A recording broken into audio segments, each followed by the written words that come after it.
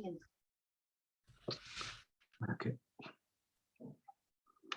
Okay, welcome everybody, and learning Chumash with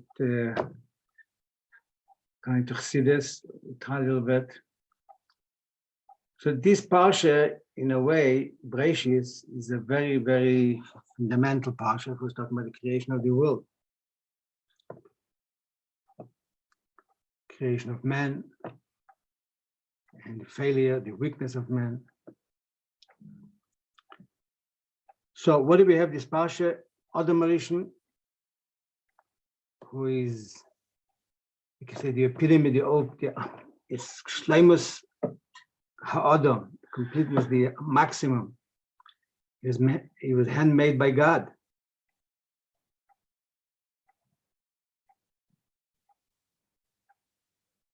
And says that he was that he could outshine, darken the sun with his heel. His body was so much shining that it put the sun, made the sun look dark. In other words, because of a spiritual, what meant physically, I don't be, but for sure spiritually means that he had such a high neshama that he was shining in such a way that he outshined everybody. And if he was handmade by God, God made it in the best of his possible to make it. He didn't make something just like to be Yates or something. Also, it says that Adam Rishon was, we know we have 5 levels in the neshama: nefesh, ruach, neshama, chaya, yechida. Nefesh HaKlolis is David HaMelech. Ruach HaKlolis is Eliyahu HaNavi. Neshama HaKlolis is Yankov Avinu. Chaya HaKlolis is Adam Rishon. And Yechida HaKlolis, the essence of all neshamas, is Mashiach. So we're talking about a person that had the highest level of neshama. And generally it says all the Jewish neshamas were in him. So the question starts, we could start, how could he sin?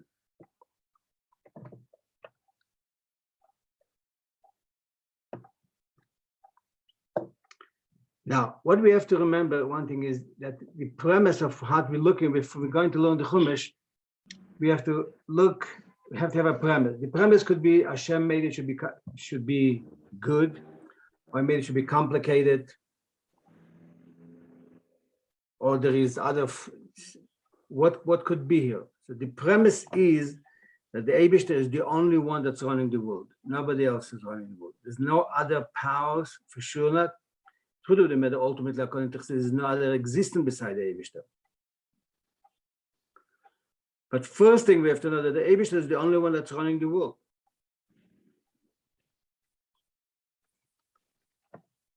Klippe, Sitra Achre, Malachim, all these stories are very good, but you cannot move away from the idea that the Eibishter is the only one that's running the world.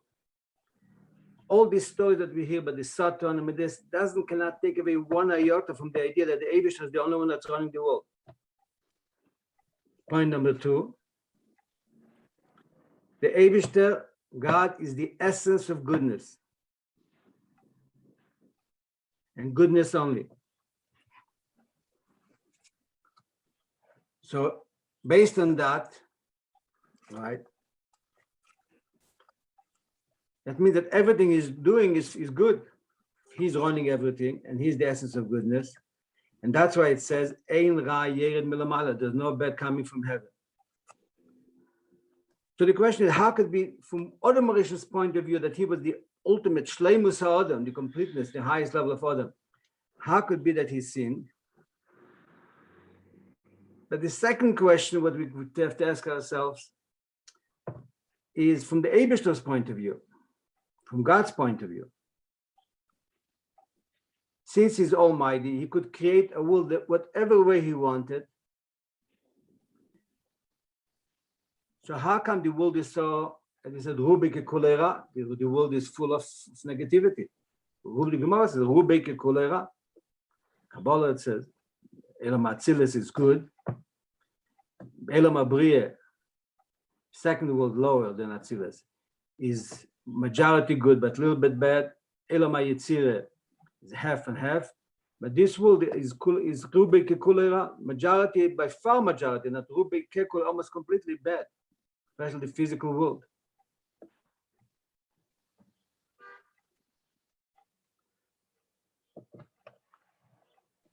And we say also that Rishoyim, as that Rishoyim are successful in this world. Derech Rishoyim Sleicha. The way of wicked is successful here. That's what the Gemara says. So now, that's why I'm saying we have to remember the premise. In other words, no thing what we're going to say, bring down quotes from Gemara, from Chumash, from Tanakh, from wherever, could move that premise that the Eibishter is the essence of goodness, and there's now bad coming from the Eibishter, and only good is coming for him. So that makes the world, the way we're looking at it, the Eibishter is pretty strict. Right, and the first parsha in Torah, right, is Adam Rishon couldn't hold himself for 3 hours, right, not to sin, and he sinned, and with that, with punishment came that for history till Mashiach will come, that people will die, as they say, that came because of Adam Rishon. So the question is, what did the Eibishter want? Did the Eibishter want Adam Rishon to sin, or he didn't want him to sin? But the Eibishter is emes. So if he told him not to eat from the Eitz Hadat, means he didn't want him to sin. So if the case is that, and the Eibishter knew that Adam Rishon is going to sin, and then next stage is brings the korban not in the ideal way, and then is killing Hevel. So if you know what's going to happen, and as we say, the world today, majority of the world in history was negative. Not by the whole world, not only by the Jewish people. I'll get some maybe to Jewish, but the majority of the world is negative. How could it be? So God could easily make it the world a little bit better. I'll give you a simple solution. Make the Yetzer Tov, right, the power of goodness, a little bit stronger, even just a little bit stronger. And the power, the Yetzer Hara, the desire, the temptation, the power of negativity, that Hashem created the power of negativity. Make it a little bit weaker, and then everybody will be fine people at least. Much better. Don't have to make everybody be tzaddikim, but little bit let them be beinim. Let them be in a very good level of Rosh Hashanah. And now we have a situation, right, that we're saying that the majority is negativity. Okay, now let's take this idea a step further. In other words, we're questioning the foundation of the whole idea of what's happening. What's happening? We're asking the Eibishter that you're coming from Rosh Hashanah and Yom Kippur and from Elul. We're asking the Eibishter you should have Rachmanis on us. When you ask the Eibishter to have Rachmanis on us, it's an insult to the Eibishter. When the Eibishter is the essence of goodness, of course he has Rachmanis. And you're asking the Eibishter you should give us a good deal. What question is that? We said there's no Ra Yered Milamayla. So everybody are having in their head, right? Very simple answer, simple solution. One should be revealed good. So what the Eibishter, why didn't the Eibishter make it that it should be revealed good? So the truth of the matter, this is a question you could say in one hand that there's no answers for that. Moshe Rabbeinu asked the same question. Lama Reisa, Lama, why did he make it worse for the Eden since they came to Pare, made it worse? But that's easy to say there's no answer, it's true. But what means doesn't have an answer? Is when we're saying that it doesn't have an answer, is it an answer or it means saying that just doesn't have an answer? Does it make me, in other words, if there's no answer, does it make me feel good or bad that there's no answer? So since the Eibishter is the essence of goodness, it has to make me feel good. So why do you say there's no answer? Let's have an answer. So first of all, so we're saying that the Eibishter could have easily, the Eibishter knew exactly what's going to happen, right? He's going to create the world, and he had infinite abilities how to create the world. Infinite abilities could create different kind of world completely, not only a little bit better, a little, could be a completely different world completely. So he chose this world with all the outcome that comes out from it. Everything, Hashem saw everything, and he said he showed Moshe Rabbeinu also every generation with what will come the outcome of that. They bring in a joke. Was a Chassid, I think Shalber Beraishis, Chassid. He was a Rov in Beraishis, and he was a very poor Rov because I think people, the community was poor, so he was poor. So he had a pile of mud outside of his house that even in the summer didn't dry up. Like a part of the poorness is living in such a place that one time by Fabrengen, when he was in a good mood, he said, "What do you think? Why is there a mud outside of in front of my house, my shack, we'll call it better, a whole year? It never dries up." I said, "I don't know why. Nature is made it that with the water flows and whatever." So he said, interesting thing he said, that he said that the Eibishter showed other Mauritian, they showed them every generation with his leaders of the generation. In every shtetl, in every city with his Rabbonim. Hashem showed them other Mauritian. So when other Mauritian saw that Sheilber on him, that he is the Rov of Beraishis, so he gave a speech, noch mehr a Rov, that's a Rov. He gave a speech from that speech of, it's supposed to be a Chassidish kind of a joke.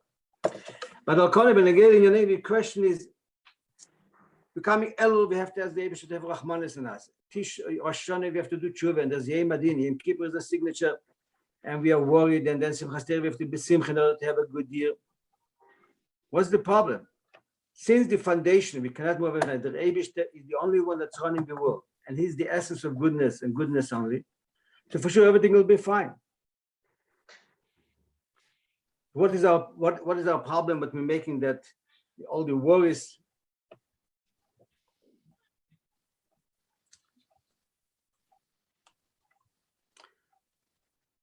So in other words, we have to be able to see, and also, the Eibishter promised a safe Yisrael last tshuva. Torah promised by the end of the day, all Jews will do tshuva.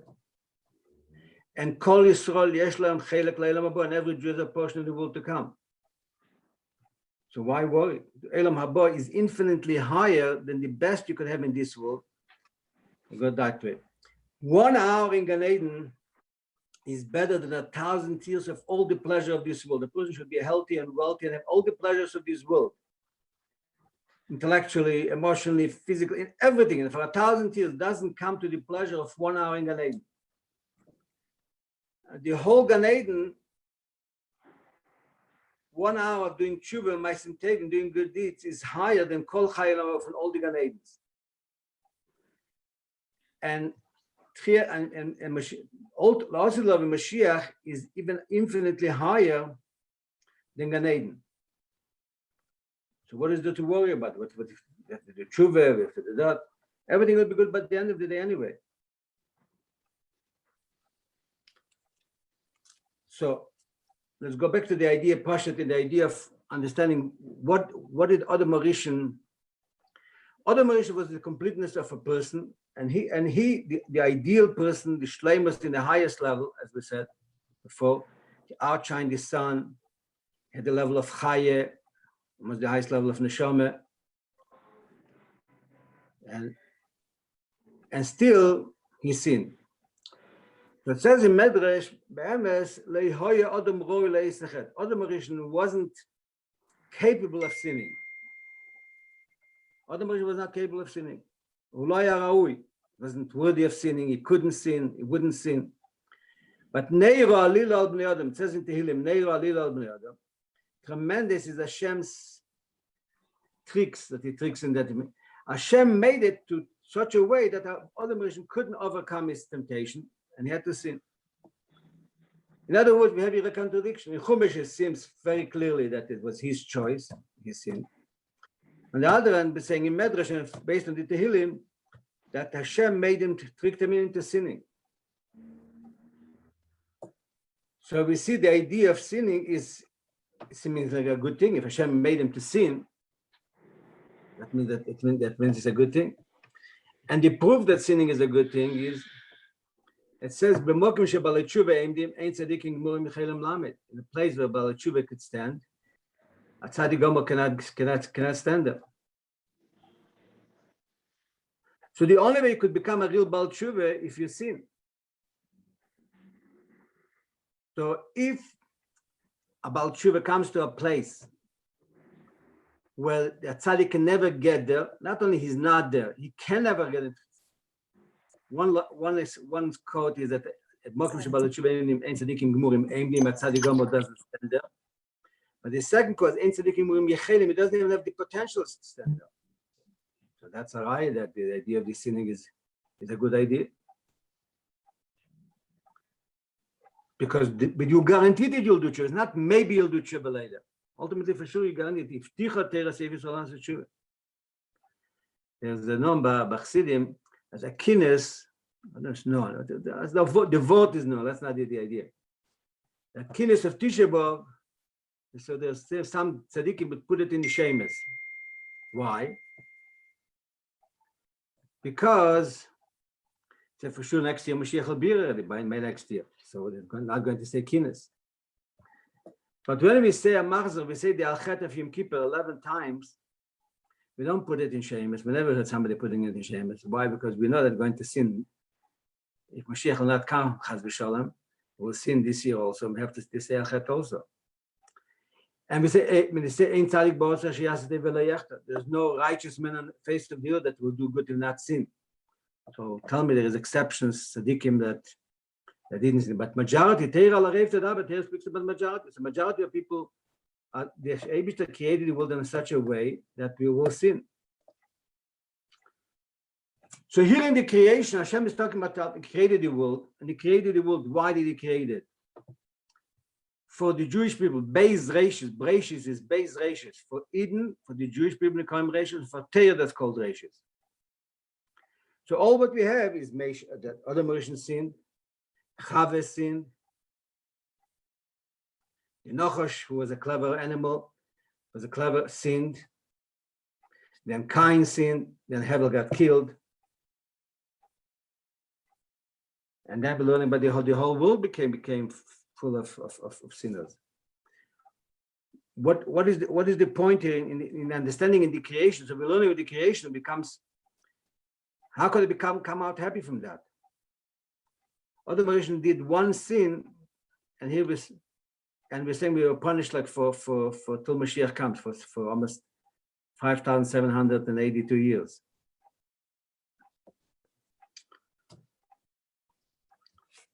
So what is the explanation? Basically very simple. Because when you do tshuva, you come to a higher level. So the Rebbe, in a revealed way, we call it bechitzeni, is external in the lower level. He wanted other Moshe to be a tzaddik, he shouldn't sin. But in a deeper level, in a pnimis level, he wanted him to sin, because the only way he could come to the pnimis of a lekus, of godliness, of the Eibishter, is dafke through tshuva, as we said that Mokim Shabbat Tshuva the Metzadikim Rom Chelim Lamed. So yes, and therefore the same thing a person. So the question is, that is the case. So now, what am I worried? Now I could go Chad Shalom sin. No, bechitzenish, you mustn't want to sin. That Hashem wants you not to sin, and you should try your best not to sin. But when you sin, what you have to realize is that after you sin, that the reason that you sin, it's like we're saying, is hashgacha pratis. Before it happens, you have betochen it won't happen, something bad. After it happens, gamzul teiva. That's also for the good. So since what we're saying is because the Eibishter has in himself these two opposite, that he wants you to be a tzaddik, but in a deeper level, he wants you to be a Baal Tshuva. What means? Because a Baal Tshuva means you reach in your neshama in a level But without being about tshuva, you cannot get to that. And not only in your neshama, you reach the level of connection with the Eibishter that without tshuva, you cannot get there. So therefore, the Chumash, the whole story of Adam Rishon and Chava, is telling us, based on the idea that the whole world is created for Torah and for me, for the Jewish people. And then that's what it looks like. So that means that you have to see here that Bechitzeni is, it looks not so good. Externally, it looks not so good. And externally, yes, we sin, fail. But in a deeper level, in the pnimis, you reach your essence of your neshama, and you come to the essence of the Eibishter. And maybe we could even use an example from life, from practical life. When people get married, they promise they'll be nice to each other, and they want to be nice to each other. Why? Because that will be good for both of them. Now, what happens if they fail? So what happens if he wasn't one of them was not nice to the other person? So what do we do now? So somebody will say, okay, it's failed, so finish what you do. Say something else. Or the idea is, if the person could really be heartbroken, why he did it, why he failed, what will come? That will come to a relationship that he could, in a much deeper relationship, if he be heartbroken from what he did, the deeper relationship could never have come there if it would be only everything to be good. It would never fail. So the question is, now he won't be afraid to fail. No, if you're not going to be afraid to fail, you'll never be able to get to that deeper level of relationship after you failed, because you're not afraid to fail. I mean, it doesn't get you deeper in yourself. So in other words, you have to hold these two opposites. On one hand, you don't want to fail. You really don't want to hurt the other person. And that's 100% that way. And then when you failed, you're so upset about it, and you're apologizing, and you take a deeper placing of a commitment to be good that you could never get there without it. Give you one more muscle for that idea, because what we are handling here is with the idea, and that's the proof and the pudding is that the Rebbe made that we should all sin. Ain't tzaddik about that. Majority of people are not tzaddikim, not even beinim. Why do you do it? Obviously, that's for our good. But in the same time, by us not wanting to sin, that takes us to the higher level where the sin gets you to that. But if you say, okay, that in the case I'm going to sin, then it's not going to work. But what happens with such a person? The Rebbe finds a way for him. But I'll give you another mashal. A person is on a roof, on an island. He's on an island, a little island. And then suddenly he realizes that there is a dangerous animal in there that is dangerous for him. Now, in order to get out from this island, it's not talking about in the sea island, there is a pit around and around 2 meters wide. And he knows that he trained, his maximum that he could jump over is 1.5 meters, cannot jump 2 meters. So practically now he's going to get killed by this animal because everywhere is 2 meters, and if you jump, you'll fall into the pit. And it's a very deep pit, and for sure get killed. So now you could say he's stuck. If for sure going to die. No. If you realize that he's going to get killed by the animal, that reveals a deeper, right, strength in him, a deeper energy in him, and then he'll be able to dance over 2 meters. So he knows that if I will realize that, because I realize that I'm in danger, he's going to get killed, then I'll be able to jump over 2 meters.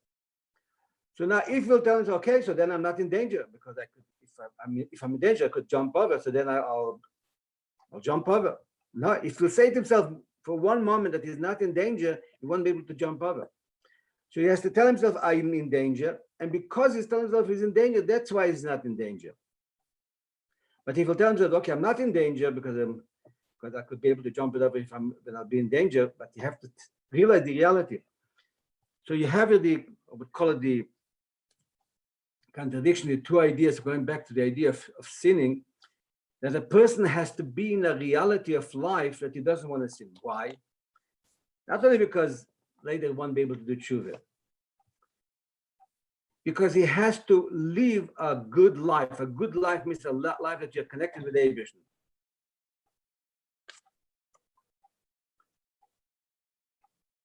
And that's the kind of life that he has to live. And that's what the Eibishter told Adam Rishon, don't eat. What you have to know, you should not eat. I don't want you to eat. Now, what the Eibishter will make with that, one time my father told me he's worried about his son. I said, what are you worried about his son? He said, he's a goody-goody, too good. He said, he'll never become a man because he's never doing anything wrong. He's right, he's wrong, I'm not going to, I'm just saying the idea, but the Eibishter wants us. So I think that's what the whole Parsha of Adam Rishon tells us, that the Eibishter wanted Bechitzeni is to be Adam, should be a world of tzaddikim. But in a deeper level, what the Eibishter wanted, not to be a world of Baalei Tshuva. And therefore, going back to the idea that the Rabbi one time said a very interesting thing. A tzaddik comes and he says, I want to sin. Why? Because I want to be a Baalei Tshuva. I have Baalei Tshuvas around me. They're infinitely higher than me. I can never get there. Why am I done this? Because I'm a tzaddik my whole life and I have a big neshama and I have a good teachers and everything. That's why I should never be able to come close to the Eibishter like the Baalei Tshuvas. I'm going to sin and I'm going to get to that level also. Taylor said, no, you're not allowed to. So what should you do? It's not fair. The Rebbe said the solution for that is that you have to help somebody else to become a Baalei Tshuva, right? You don't have to sin, help somebody. So you're becoming a partner in his tshuva. So then you get the ma'ilef. Therefore, the biggest thing that we could do is to help somebody else to be Baalei Tshuva and help ourselves to become Baalei Tshuva. Okay, but Rabbi said the way you position yourself Shabbos Beraishis, that will be a whole year. Why do we Shabbos Beraishis? Why not Shabbos Parshas Yisref's Matan Torah? So it says, because in Beraishis you see the foundation that the Eibishter created the world and he's running the world and he's creating it every moment. When you internalize that the Eibishter created the world and he's creating the world, he's creating it every moment, he's creating it every moment for the Jewish people and for Torah. That foundation will take you for a whole year, but you realize that the Eibishter creating you every second. And for what? For Torah and for Jewish people. So yeah, that's the foundation of everything. That is the creation of the world. Not only this is a big revelation, something thing that came out later. That's the whole creation of the world. Then your whole year will be appropriate here. And the main it will be the revelation of Mashiach now Beraishis.